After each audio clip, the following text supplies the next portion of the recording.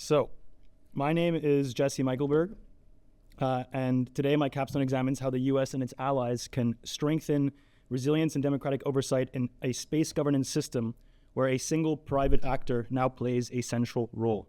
This presentation integrates 4 chapters of analysis, conflict mapping, theory, intervention design, and network sustainability. Why does this matter?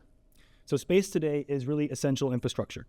It supports GPS, global communications, internet access, weather systems, military coordination, and even emergency response. Increasingly, one private company, SpaceX, stands at the center of this entire ecosystem, creating unprecedented capabilities, but also unprecedented vulnerabilities.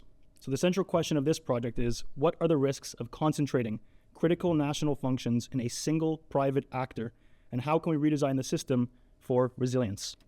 And so, across 4 chapters, this capstone follows a full analytical arc. First, I map the conflict and power dynamics that produce SpaceX's central positioning. Second, I apply conflict theories to understand why this dependency creates so much tension. I use publicly available data, government reports, and case documentation from Ukraine to support this effort. Third, I design 3 policy interventions to reduce risk and accountability. And finally, I evaluate how these interventions reshape the system for long-term resilience using networking analysis tools. So here we go.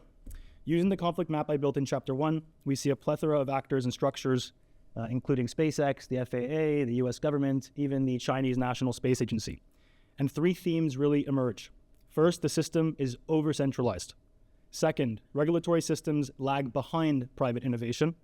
And third, international and interagency tensions escalate through feedback loops, captured by the serpentine model, which I'll discuss shortly, where each decision creates reactive pressure in another part of the system. And these tools expose the structural, economic, and political layers beneath the surface conflict. Here's a little bit of a zoom in of the map. You can see some economic structures, social, security, and political. Maybe I'll have a little bit time at the end to come back. And you can tell the core problem. In network terms, we've got a single point of failure. In governance terms, it means decisions with national security consequences can be influenced by a private individual, Elon Musk. And the Ukraine conflict exposes this fragility very clearly. Chapter 2. Here we apply interdependence theory, power dependence theory, and escalation models. Interdependence theory shows that the more one actor relies on another, the more vulnerable they become. Power dependence theory explains how this gives the private actor leverage. The findings from the serpentine model and SpaceX's role in Ukraine and influence on US military strategy is that when actors make unilateral decisions, like choosing whether to provide Starlink connectivity and coverage in Ukraine during the war, triggers a violent chain reaction of dependence, vulnerability, and ultimately tension. And so these theoretical insights shape the interventions and the needs that follow. The first need, a more competitive industrial base. We've got to avoid a single node dependence. The second, sovereign government capacity, so critical operations don't rely on private discretion. And third, democratic oversight, because space infrastructure now shapes national security outcomes. So here we get to my first intervention, CMDI, which strengthens the broader ecosystem around SpaceX. It uses funding incentives from investors, streamlined regulations, and an allied space coalition to diversify capabilities. The goal is not to weaken SpaceX, it is simply to raise the capabilities of the actors on the periphery. This reduces centrality by expanding the network around the hub. And what's already been done is that the US has begun promoting commercial diversity, but not under any coordinated framework. The next intervention, NSIF, which restores sovereign capacity. This includes government-owned communications, sovereign launch options, secure ground networks, and the technical workforce needed to operate them. And that's huge. NSIF ensures operational continuity even under crisis, so that governments can retain the ability to act independently of private actors. What's been done so far? The US does retain some government systems, but as of recent, it has really been eroded through outsourcing. And then we get to JSKIP, my personal favorite, and the most difficult of all 3. This addresses the accountability gap. It embeds military liaisons within SpaceX operations and other critical space technologies thereafter, establishing dual key decision protocols, and it creates emergency transfer of authority procedures for defense critical missions. Here, there has to be quite a bit of cultural sensitivity because we are literally embedding public officers into private entities. And JSCIP is really meant to be that bridge. So now we come to Chapter 4. Chapter 4 expands the analysis by exploring how these solutions can remain stable over time. Viewed together, the three strategies act as a network redesign. And you can see here, we've got coalition networks, system-wide learning, and feedback loops coming together. Unfortunately, there still remain to be sustainability challenges. For example, new entrants will always have limited capacities because SpaceX has a 10-year head start. I'll get back to that shortly. Network questions. Can the US government itself act as the broker? And so strategies for sustainability, as an example, could be deliberating brokerage incentives to connect peripheries to central hubs, potentially led by the government, but not if that's not the right approach. We have to keep an open mind, of course. And so now I come to my key insights and takeaways. Two that I'd like to highlight. One, that conflict analysis tools reveal the human and political forces behind very technical systems. I think we've all learned that today and we'll continue to see as we present. And two, the system can be intentionally redesigned for long-term stability. And so in closing, this capstone integrates conflict mapping, theory, intervention design, and network governance to propose a practical and a sustainable approach to governance in space.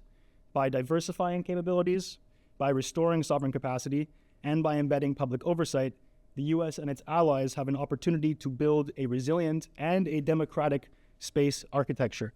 Now I'm a few minutes short, so now I'm going to explain to you how this ties all together to my life, my professional career, and next steps that have already been taken throughout this entire year. So really quickly, here you've got my co-founder, Maxime, who just last week received an award for one of the leading aerospace and innovation companies in Canada. This is the Minister of Economy, Innovation, and Energy who presented that award. Earlier this year, awarded us with over $10 million to develop a competitive solution to SpaceX, which you now see fully built right here. That's an example of CMDI, funding and procurement intervention by the provincial government of Canada. And as a result, we were able to build a world-class hybrid rocket engine and build it into an eight-engine configuration for a vehicle that will compete with the likes of SpaceX. My first apology of the day goes to Professor Amy Saturday for missing a week of class in the first semester when I went to San Francisco to announce a scientific breakthrough handheld rocket fuel, which is safe enough to hold with your bare hands, in contrast to SpaceX, which uses liquid oxygen, which is deadly. And this is SpaceX's original investor, Tim Draper, and his father, Bill Draper, the head of the United Nations Development Program, who committed $5 million to our solution. Why am I telling you that? Not because it's so important to me, because it's so important to others. When other people saw what we did, they had their own ideas to develop solutions that would counter SpaceX's global dominance, and that increases network resilience when you can have really healthy competition. My second apology of the day goes to Peter Dixon, when I missed a week of class to present to Ukrainian and NATO military generals in Poland at the NATO Security Days conference, where I presented on the interventions that I'm presenting today. This is last week at the European Astronaut Training Center in Cologne, where I'm standing next to a Russian Soyuz, which brought home an American astronaut in 2014, which is a great example of international collaboration, Russia and the US working together. Here's a real live rocket engine lit through space. Does anyone know what this is? ISS. The ISS, an incredible example of international collaboration and a decentralized space network for the last 25 years. Does anyone know what's happening to the ISS? It's being disbanded. Your children will not see international collaboration in space. Private actors are taking over and segregating. So China, Russia, the US will all have their own space stations and they will not be working together. And so I'm really sad to tell you that all.